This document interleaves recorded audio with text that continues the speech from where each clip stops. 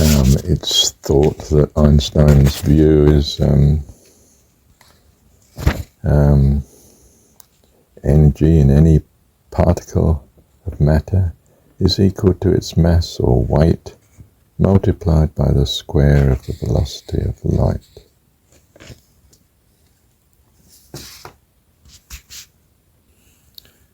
But the velocity of light is relative to what? How have you measured this velocity? Which light have you measured? Have you measured the movement of light on your planet? Or are you measuring truly the speed of the light that you're receiving from somewhere else? And does its distance from you affect that relative speed to you? And after all, are you able to measure such speed? What experiment will give you, or what procedure will give you that measure? And again, how do you know that the speed of that light is not altered by the medium it's travelled through? Space is not empty. It varies as to how much matter and noise, if you like, is in it. And who knows what else, but at least that. How are you sure that this does not affect the speed at which the light is coming? And indeed, does that also possibly give different redshifts? It's not just a question of distance. Thank you, Dad. Look, in summary, be reasonable.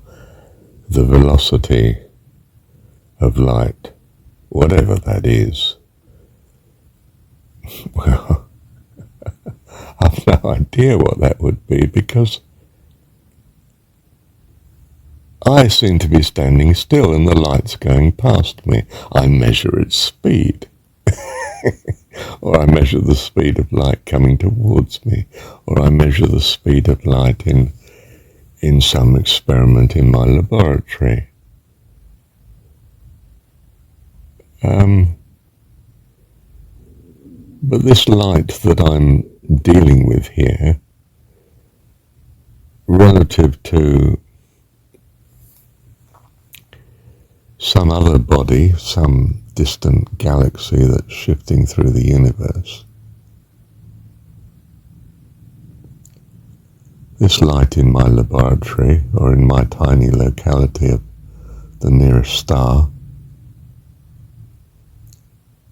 is shifting past him at a quite different speed, according to his stationarity as he sees it in this distant galaxy.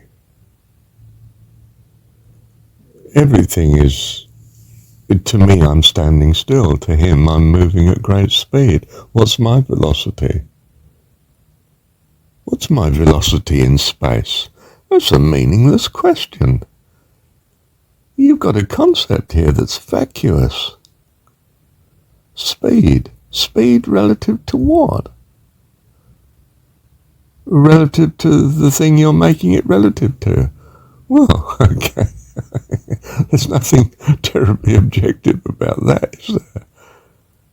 I mean, that might be your speed, but it's not mine. You may think you're standing still, mate, but from my point of view, you're shifting at, 39,000 miles an hour. Or half the speed of light. My understanding of the speed of light. What on earth are you talking about? Your velocity. It's like saying my faith. Well, you can't measure it. You can't pin it down. It depends who's looking at it. And is it my view of my faith or your view of my faith? And who's to say which is the valid view? Or are we saying, well, the speed of light is every speed that light might be appearing to go at, because it's an appearance. And you realise light is an appearance. It appears to be shifting at 186,000 miles per second here. I've measured it. Oh, well, good on you, mate. So what? What does that mean? Nothing at all.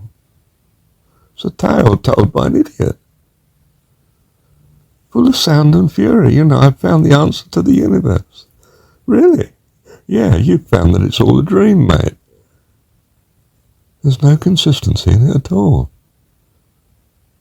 Oh my goodness, my world's collapsed. I'm not listening to you.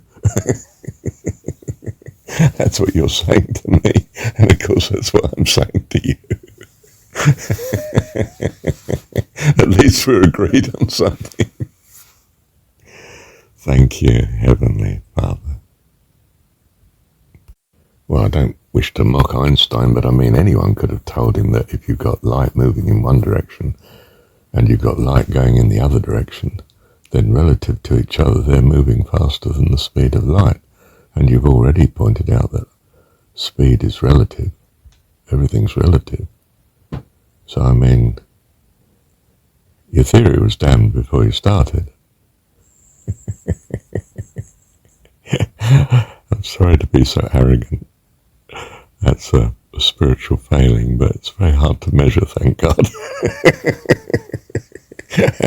So I'm assuming he's forgiving me for it. Thank you, Dad.